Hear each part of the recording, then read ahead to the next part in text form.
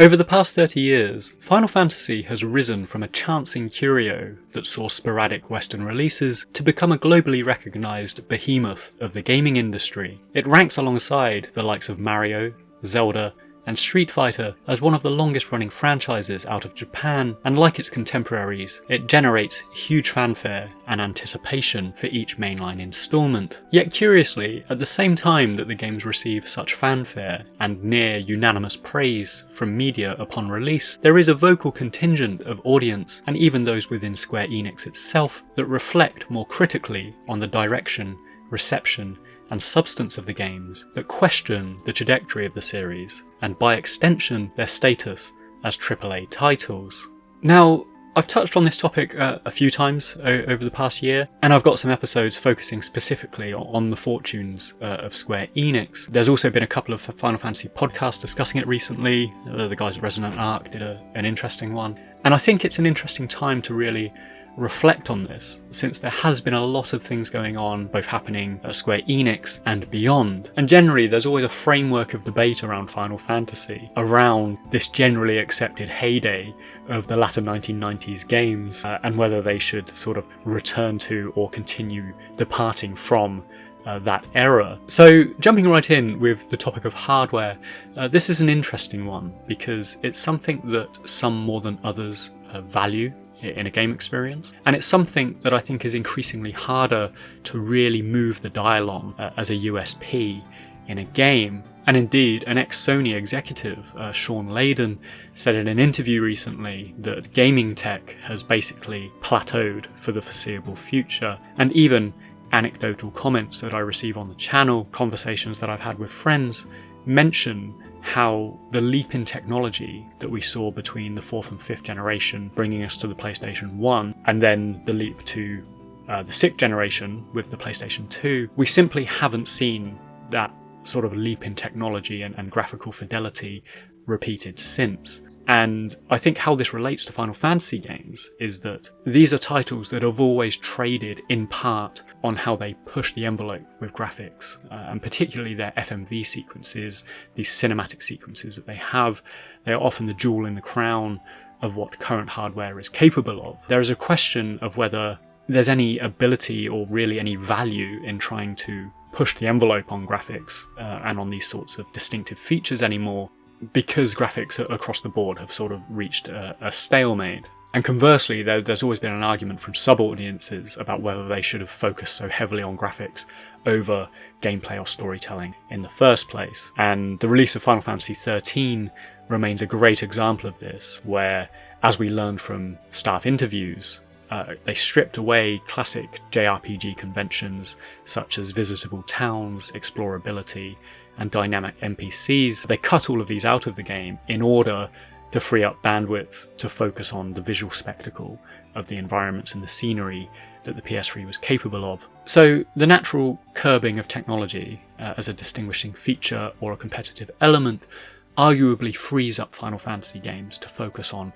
other things, with some commentators suggesting a reallocation or a reduction in these AAA budgets that tend to set insane sales expectations for the games. And an argument from some is that they would rather see attention to detail on storytelling or world building over graphical fidelity.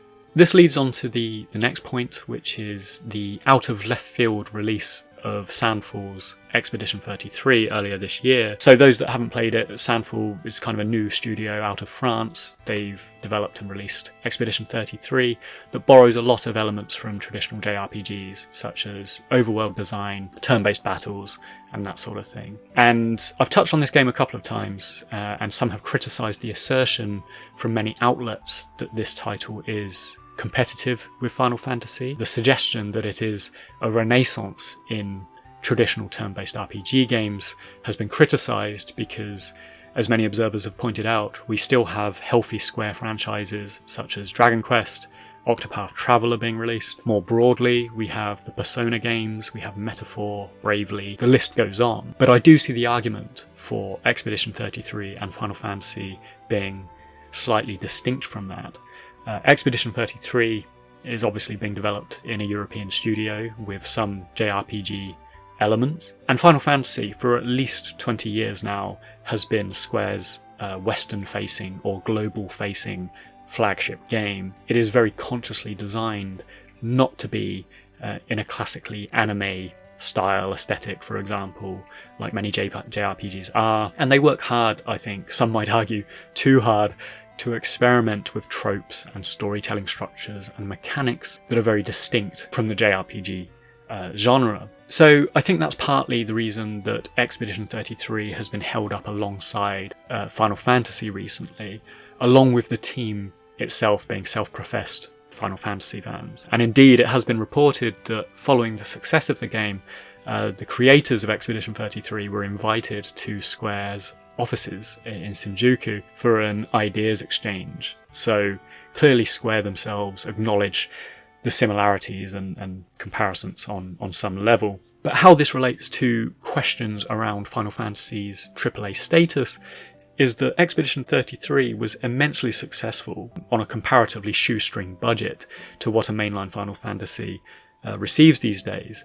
And most financials report that Expedition 33 was developed for less than half of what Final Fantasy 16 cost to make. And so for some audiences and observers, this raises questions about where the value really lies in having huge AAA budgets. And this brings me on to my final point of contention here, which is around budgets versus sales expectations.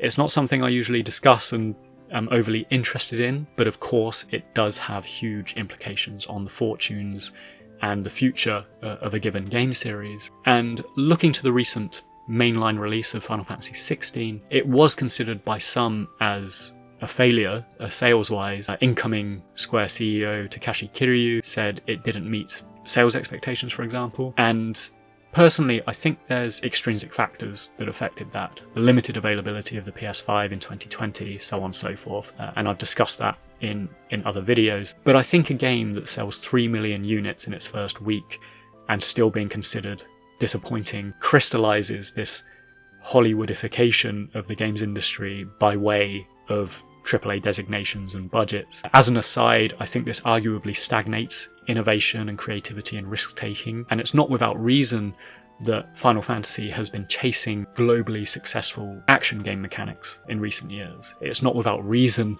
that Call of Duty have been making basically the same game for 20 years, or that Hollywood money gets thrown into Marvel films rather than making another Matrix or American Beauty or Fight Club, because when you are dealing with astronomical development costs, you really want to hedge your bets on a return, particularly if it's a publicly traded company with shareholders.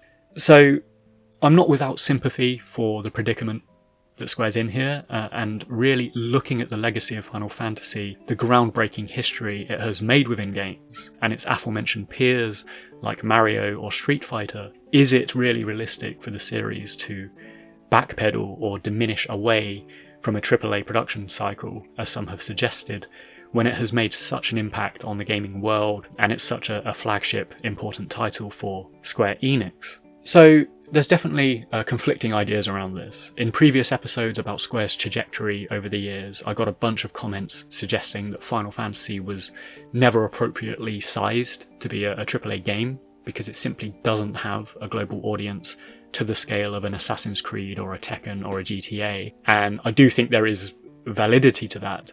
I have friends that are gamers. I have friends that work in the gaming industry whose knowledge of Final Fantasy extends basically to recognizing who Cloud Strife is and vaguely knowing that Final Fantasy VII is a well-regarded game, and that's it. And anecdotally speaking, thinking back through my interactions with people about Final Fantasy, I personally recall peak awareness of the games being around Final Fantasy X's release. I think that was bolstered by the popularity of the PS2, and it might reasonably be considered the first furtive step into this globally facing AAA series, rather than Final Fantasy being just a very successful port of a Japanese game, which it previously had been. So, all being said, should Final Fantasy games consider this path of budgetary and developmental devolution based on these factors? Personally, my contention here is probably no, but with some caveat. Now, if we really consider what constitutes a AAA title, we've broadly got brand recognition and expectation, big marketing budgets, big development budgets, and visual spectacle. If we work on the previous assumption that graphics are less of a factor now, we are left with brand, development, and marketing, with each of these feeding the other to some degree or another. Now, in terms of brand recognition and player expectation, even as someone that doesn't play Grand Theft Auto or COD or Assassin's Creed that much, I could probably make a good guess at the key gameplay features, the tone, the sorts of characters and character arcs that you might find in those titles and future releases of those titles. However, even as a veteran Final Fantasy player, if I had to take a stab at what a Final Fantasy 17 might look like, or explain the games to someone that didn't know anything about them, I'd be left with the suggestion that there's probably going to be chocobos. There will probably be summonable deities. Can you control these deities? Depends on the game. Is there a fellowship party? Maybe. It depends on the game. Is there an open world? Maybe.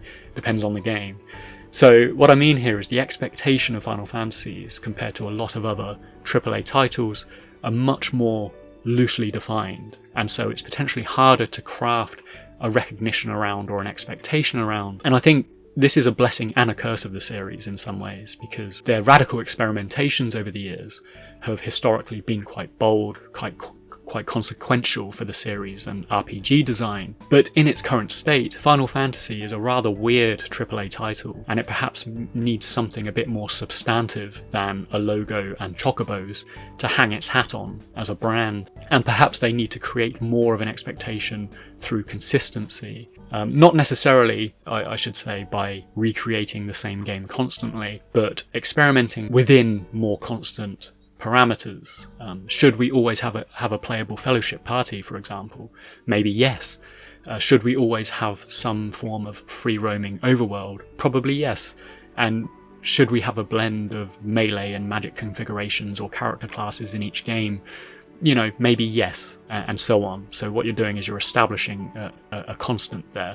Secondly, and perhaps most significantly in my opinion, is the elephant in the room that Final Fantasy is a series not just of ambiguous and ever-evolving content, but also, as a result, a series of divided audiences. Just by going on comments that I get on the channel, it seems like a literal 50-50 split between those who lament the shift of the series towards action gameplay and stuff like that, aping popular Western games, while others are generally all for it, and they quite like the innovations of modern Final Fantasies. For my part, irrespective of one's opinion on turn-based versus action or that sort of thing, I think the fact that this distinction exists, and the fact it exists so vocally among audiences, is an opportunity for Square that they are failing to acknowledge and capitalise on. I think the success of the aforementioned Expedition 33 is a sign that there is a market for Square to perhaps return to the drawing board in some respects. And owing to this aforementioned industry plateau of graphics and tech, there is an opportunity perhaps where budgets and resources can be diverted to other projects and other teams. So what I mean here is Square doesn't need to abandon their AAA focused blockbuster Final Fantasy ambitions that take 10 years to build, but at the same time, I'd argue that there is resource, personnel, reputational legacy, and audience share that could be capitalised on by launching a Final Fantasy imprint, a Final Fantasy sub-series that is basically modelled on the latter 90s Final Fantasy games, with these 3-year turnaround times that would release between these mainline AAA games. And when I've mulled this over and thought about it, it does baffle me that veteran designers like Hiroyuki Ito, who designed the ATB system, he directed Final Fantasy VI, Final Fantasy IX, Final Fantasy XII, he's been sat on the bench at Square getting special thanks credits for over a decade, when he could have been overseeing teams working on many Final Fantasy titles. So unlike the previous business model of disparate creative units working in silo on wildly different ill-received projects, it would be more a case of a AAA Final Fantasy team and a AA Final Fantasy team addressing and working to two broad segments of audience, with one capitalising on innovation and globally facing mechanics, and the other focusing on legacy and this golden era respectively. So in all, I think there is a place for AAA Final Fantasy games, but I think too that there needs to be a broader respect of where the popularity of this series emerged from, the conventions that this series established and popularised, that games like Expedition 33 have aped and sold immensely well from, basically because there's a gap in the market that Square hasn't filled, and for Square to basically work themselves with their personnel and legacy to fill this void. So dividing Final Fantasy into an alpha and a beta franchise would also mitigate risk, rather than betting everything on a big budget game with a 10-year turnaround time and the hopes that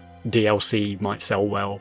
You've got a broader potential return with smaller, more frequent titles, concise stories that have a beginning, a middle and an end to offset these bigger budget games. So at the risk of turning this into a rant, I will leave it there. I will drop links to the other episodes I've mentioned below.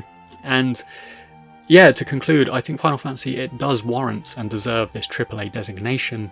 It could simply just benefit from finding a more consistent voice as a brand, and it could doubly benefit, I think, and I feel strongly about this, if it lent into a sub-series or a beta imprint of the Final Fantasy games that catered to that golden era that so many fans seem to be clamouring for. Thanks for watching. If you enjoyed the episode, please consider joining me on Patreon. Alternatively, if you'd like to buy me a coffee, that would be lovely. The links are available below.